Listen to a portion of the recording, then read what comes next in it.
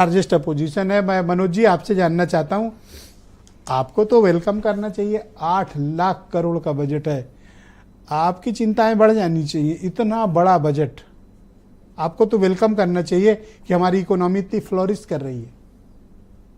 नहीं, ये उत्तर प्रदेश के लोगों के लिए सुखद बात है कि उनके लिए 8 लाख करोड़ रुपए, 8,08,736 लाख करोड़ रुपए के बजट का प्रावधान रखा गया है। एक जो बात है ना कि अंधेर नगरी चौपट राजा और टका शेरबाजी टका शेर खाजा, तो ये अंधेर नगरी चल रही। आपने पूछा, साथी से आपने बहुत सम्यक सवाल पूछा कि अभी तक चूंकि फाइनेंशियल ईयर जो होता है वो 31 मार्च तक होता है। आपने पूछा कि फरवरी का अंत चल रहा है, अभी सिर्फ 60% ही आप खर्च कर पाए हैं पिछली बजट, तो साथी इधर उधर ताकने लगे।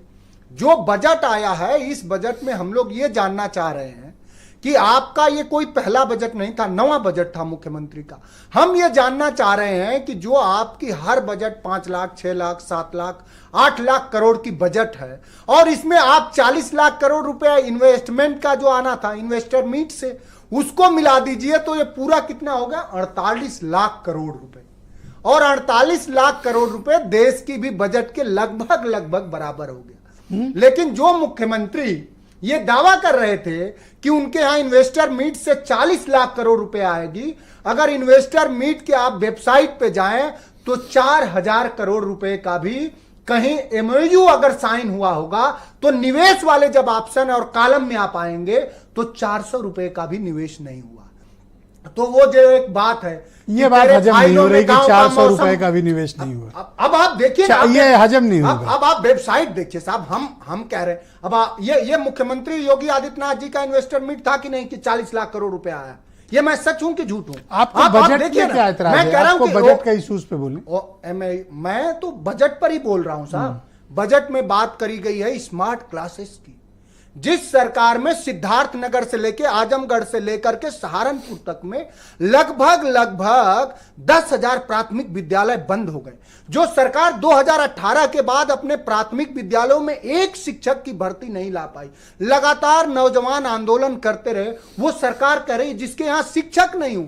बहुत सारे प्राथमिक विद्यालय आपके यहां तक भी खबरें आती होंगी बिना शिक्षकों के चल रहे हैं, आंगनबाड़ी केंद्र हो गए। 1 लाख करोड़ का स्मार्ट क्लासेस बनाएंगे। मनोज जी, 1 लाख करोड़ रुपए एजुकेशन पे खर्च हो रहा है, ये रिकॉर्ड है।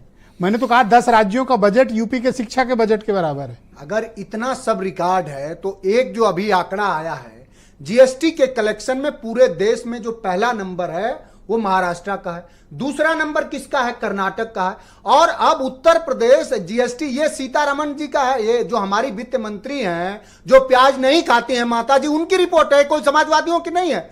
अब जीएसटी कलेक्शन में उत्तर प्रदेश दूसरे नंबर से 6वें नंबर पे चला गया। जब कोई व्यापार सृजन आप होने नहीं देंगे, जब व्यापारियों के घरों में जीएसटी के नाम पर आप वसूली कराएंगे, जब आपका ठेकेदार जो है ठेका कंप्लीट करने के बाद, जानते हैं आप, जिसने बुंदेलखंड एक्सप्रेसवे बनाया वो अब जहाज खरीद लिया, तो अब मुख्यमंत्री जी के और वो तो आपके भी दोस्त रहे हैं।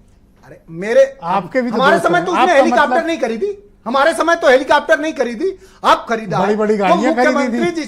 मुख्यमंत्री जी से हम लोग ये जानना चाह रहे हैं कि क्या कुंभ में भी जिन जिन लोगों को ठेका दिया और जो आप अफसर लगाए हैं, वो कुंभ के भी मेला खत्म होने के बाद, क्योंकि अब सेंट्रल पोल्यूशन कंट्रोल बोर्ड की रिपोर्ट आ गई है। थैंक यू सर, शुक्रिया। अब मैं खत्म सर हो गया। अब केंद्र थैंक यू सर, प्रोफेसर साहब को लाए जाए। केंद्र कह रहा है, दूसरे राउंड में बोलेंगे। कंट्रोल बोर्ड कह रहा है कि अब संगम नहाने लायक नहीं है। Thank you sir. ये कह रहे हैं कि नहाने लायक उस पर अलग से डिबेट हमारी पार्टी ने एक सवाल किया राष्ट्रीय अध्यक्ष जी ने, प्रोफेसर मनोज अग्रवाल जी, अगर इतना भरोसा है तो संगम का पानी भारतीय जनता पार्टी और प्रोफेसर मनोज अग्रवाल जी को स्क्रीन पे लाया जाए। उसको बहुत ही जाने माने अर्थशास्त्री हैं। प्रोफेसर साहब, बहुत स्वागत आपका और बहुत धन्यवाद।